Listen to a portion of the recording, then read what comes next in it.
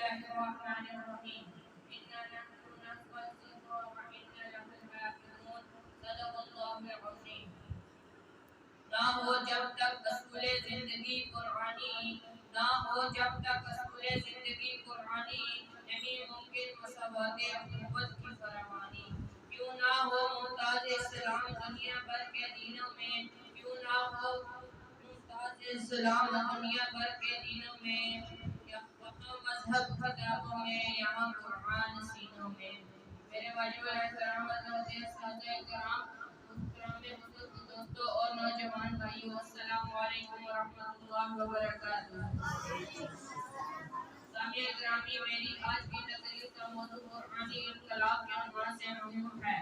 کچھ دیر کے لیے حال سے رشتہ توڑ کر ان باقی لوٹی اور ترقیاتی دور سے نظریں ہٹا کر 15 صدیاں پیچھے لوٹ جائیں اور دیکھیں اور تاریخ کے اوراق پلٹیں اور دیکھیں دنیا میں کیا تھا. ظلمت ہی ظلمت تھی، اندھیرا ہی اندھیرا تھا، ظلم و ستم کا دور دور رہا تھا. شراب نوشی اور زناکاری معیوب نہ تھی، چوری اور ڈاکہ زنا پر فخر کیا جاتا تھا. انسان کے خون کا پیاسا تھا، بچیوں کو زندہ جلوہ کیا جاتا تھا. عورتیں بھگوانوں جیسی زندگی پسند کرنے پر مجبور تھی. کمزوروں اور ضعیفوں کا کوئی پریشان حال نہ تھا. ہر جس کی لاٹھی اس کی بہن کا قانون نافذ تھا. انسانیت کا ٹمٹماتا ہوا چراغ بننے کو تھا.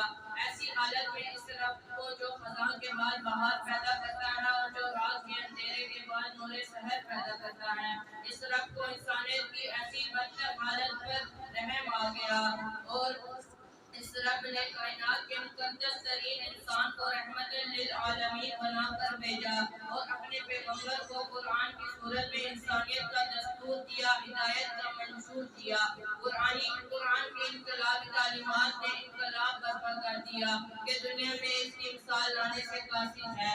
قرآن نے شہر بدل دیے، گاؤں بدل دیے، عقیدے بدل دیے، سوچنے کا انداز بدل دیا، راستہ بدل دیا، منزل بدل دی، منشیت بدل دی، تجارت بدل دی، معاشرت بدل دی. ظلم و ستمگرد عدل اور ہمدرد انسان بن گئے، ڈاکو اور لٹیرے محافظ اور نگہبان بن گئے، اب کے چرواہے زمانے کے مقتدر اور امام بن گئے. یہ سب کیسے ہوا، کیوں ہوا، یہ انقلاب کیسے آیا؟ میں عرض کروں کہ یہ انقلاب رسول اللہ صلی اللہ علیہ وآلہ وسلم کی محنت سے برپا ہوا. تبدیلی قرآن کریم کی انقلابی تعلیمات کی برکت سے آئی. یہ تغیر قرآن کو اپنے پیشوا بنانے سے برپا ہوا. آج بھی قرآن ہمارے پاس موجود ہے اور اسی طرح موجود ہے جس طرح نازل ہوا تھا. اس میں کسی قسم کی تبدیلی نہیں ہوئی، لیکن افسوس ہے کہ ہم اتنے بد نصیب ہیں کہ آج ہم خود بھی قرآن کریم سے فائدہ نہیں اٹھا رہے اور دوسروں کو بھی اس کی طرف دعوت نہیں دے رہے ہیں. دنیا کی جدید نظام کی تلاش میں ہیں.